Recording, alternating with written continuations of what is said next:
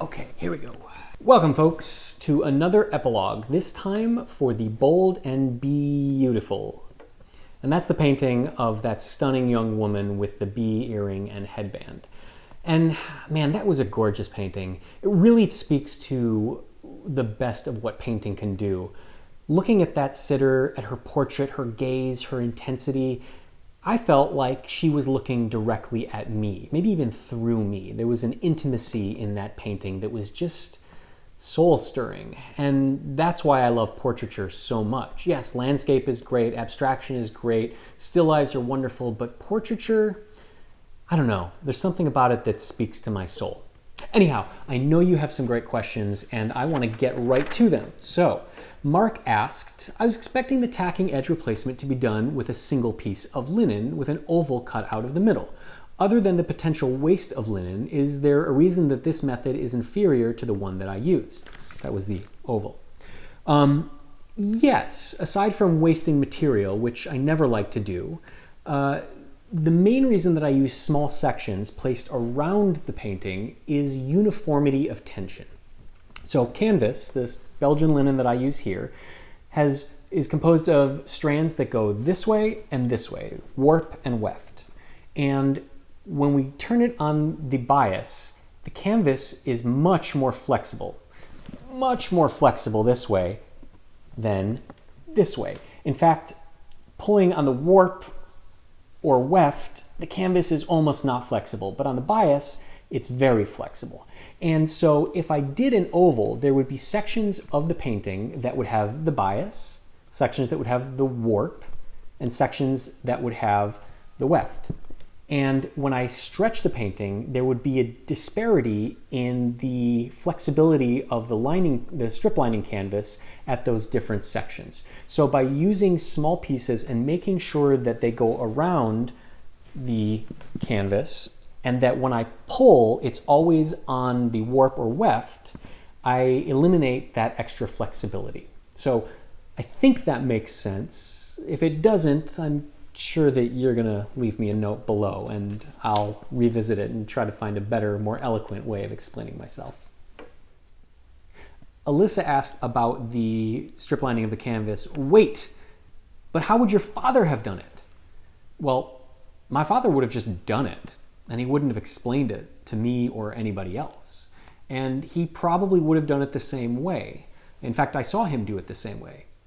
Secret, I actually also saw him do it the way of cutting the oval out. And I didn't want to say anything at the time, but I knew that was a bad choice. And he also knew it was a bad choice. I think he was just playing around. Maybe he was trying to catch me to see if I was paying attention. We'll never know. Alyssa asked, but wait, how would your father have done it? My emphasis. Well, my father would have done it the same way that I did it. I mean, I learned from him. Actually, he did it multiple ways. Sometimes he would do it with the small little pieces, and sometimes he would cut an oval out, and sometimes he would do other techniques. It really just depends on the particular painting.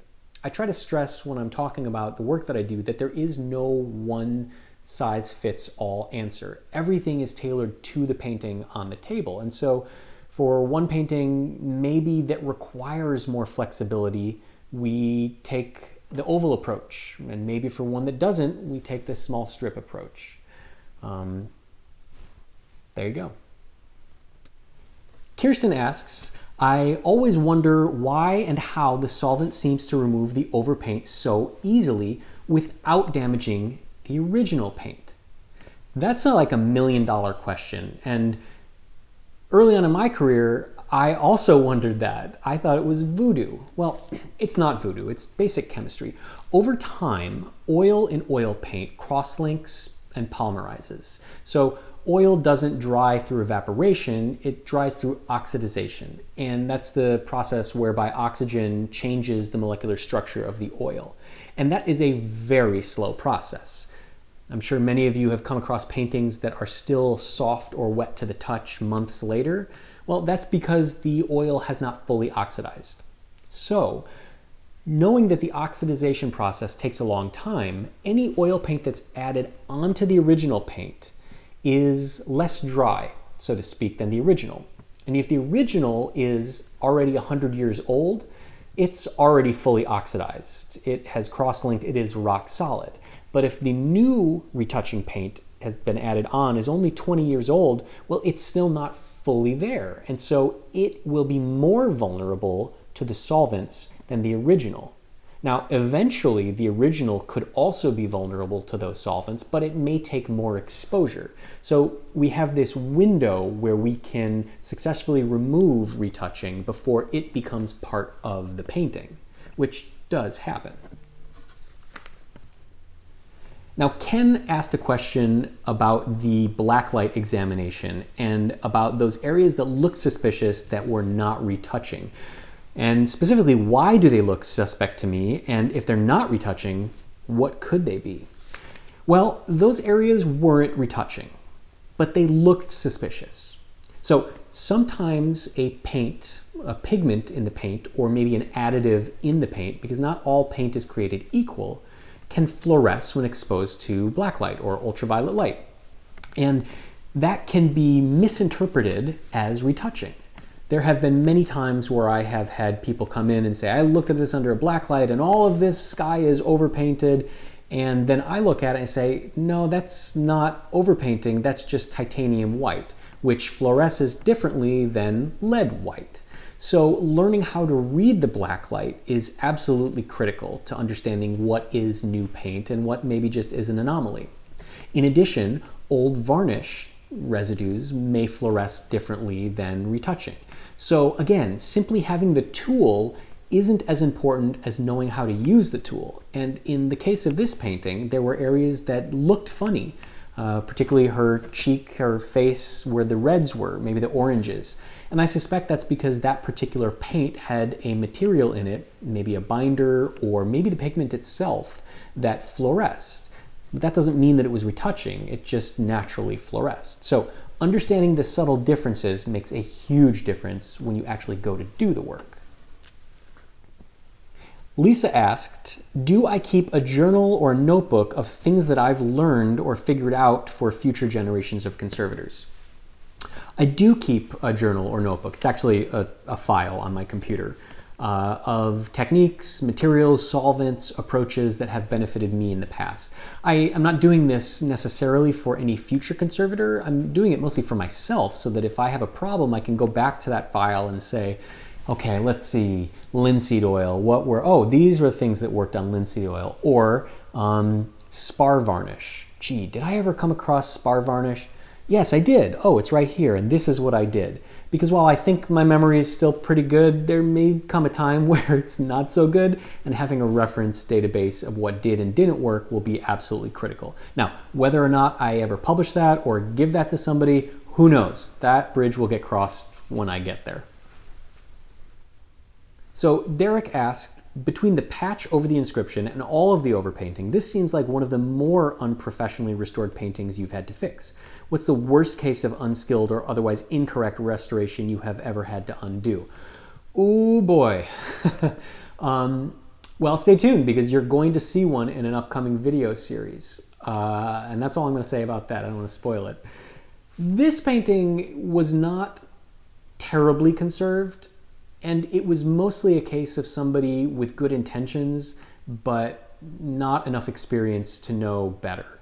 And that's mostly what I come across. It's very rare that I find something that somebody has really butchered because they're completely out of their league. It's mostly that they have a little bit of knowledge, but not enough to keep themselves out of trouble. But that's kind of with most things in life, right? So Tiffany B. There's like 5 Y's there. So Tiffany B asked about my hot table and about the difference between the big one and the small one, and how the small one doesn't seem to have those hoses and washer things that allow me to extract the air. And you're right, Tiffany B. The smaller hot table has holes in the corners, and those are where the vacuum tubes are connected, and then I run the webbing from the holes around the painting, and that extracts the air. Whereas on the big hot table, there are no holes in the aluminum. I run the webbing around, and then I put the hoses through the plastic. It's neither here nor there. It's apples to apples. They both achieve the same result, but on the big table, I wanted more flexibility because I wasn't always going to use the entire surface of the table. So having ports in the corners would not be as helpful if I was only using half the table or a quarter of the table. So just an evolution in the tool, but good eye. Stephanie asked, is the plastic welding powder reversible, or does it not need to be? Well, yes, it does need to be reversible. That's one of the paramount practices. Stephanie asked, is the plastic welding powder reversible, or does it need to be? Well, of course it needs to be. That's one of the fundamental practices that I follow, that everything is reversible. And the welding powder is reversible, either through heat or through solvent. A carefully applied solvent will soften it up and then it can be peeled right off, or heat will melt it and then it can be peeled right off. And I chose that because it was just a really lightweight way of fixing that tear. I don't always use the welding powder because it's not as strong as the bridging, and it's also just not as effective for really big tears. But in this case, because there was an inscription, I thought it was the right choice. So now we are on to the varnish section of the questions, because man, you folks had a lot of questions about my varnish. So Kathy asked, you've always said that if you have applied an isolation layer, you do not brush on the final varnish, you spray it. In this case, what eliminated the risk of reactivating and dragging the first layer of varnish with the second? Good eye. Well, the first layer, the isolation layer, is a totally different resin than the final varnish. So the final varnish doesn't interact or react with the isolation layer. So no risk of that. Now, if I had to do retouching on top of the final varnish, then yes, I would have to spray on top, because adding a layer of varnish on top of a layer of varnish, if it's the same varnish, will definitely reactivate and make a big mess of things. Ask me how I know. I mean, no, don't, because I made a mistake and I made a mess of things. That's how I know. So another varnish question from Britty McSmartypants. Britty, if you're McSmartypants, you should know the answer to this. Asked, have you ever had a client who asked you to use a tinted varnish to help the restored painting retain the old look and feel? Yes, actually I have, a couple of times. Way back in the archives of my Instagram, there are some posts where I demonstrated the use of a tinted varnish. I had a client bring a lovely floral still life in, and it was filthy. And I cleaned it, I repaired the damage, the tears, the holes, did the works, and I thought it looked fantastic. And the client just didn't like it, said it looked too new, hated the painting, and wanted me to dirty it up. And so I explained that that's not what conservation is about, but ultimately that's what the client wanted. So I mixed up a tinted varnish and applied it to the painting and gave it a dull yellow-brown look. And the client was delighted and I was heartbroken. But c'est la vie. Janice noticed that at precisely 39:16, my brush lost a hair. It did. And that's really... Janice noted that at precisely 39:16, my badger hair brush lost a hair. Well, it did. But if you'll notice, the badger hair and the bristle brushes that I use, those have pretty stout hairs. They're not really all that fine like a hake brush or a squirrel hair brush. And the reason that I use a stout-haired brush like badger or bristle is because inevitably a brush is going to lose hair. Hard stop. And it's not whether the brush loses hair, but what you do when it does. And with really fine hairs, it's almost impossible to get them up without making a mess of the varnish. But with a stout hair, like a bristle or a badger hair, it's really easy just to use the edge of the brush to pick that hair up. Everything is fine. I don't know how to pronounce this. DSYFUG, I really hope that's appropriate, asked, "Hello, have you ever come across paintings without varnish?" Yeah, absolutely. Almost all of the acrylic paintings I work on don't have varnish because acrylic paintings don't really need varnish. You can certainly apply a varnish to an acrylic painting to protect it, but the colors aren't going to change the same way an oil painting does. Now, some oil paintings don't have varnish because the artist didn't want them varnished, and maybe they wrote that in some journals or even on the back of the painting, in which case, no varnish. But more often than not, paintings don't have varnish just because the artist didn't know how to varnish, didn't have access to varnish, or just didn't care. The painting was sold and was out of their studio, so that's that.